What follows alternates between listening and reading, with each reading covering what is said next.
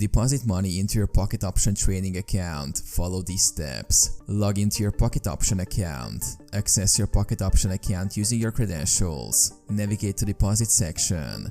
Once logged in, locate the deposit section of your Pocket Option account. This is usually found in the cashier or deposit section. Select deposit method.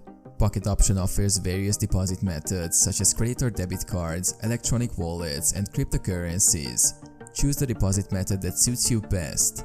Enter deposit amount. Enter the amount you wish to deposit into your Pocket Option account. Provide payment details. Depending on the deposit method selected, you may need to provide payment details such as card information or wallet address. Confirm deposit. Review the details of your deposit, including the amount and payment method. Confirm the deposit to proceed.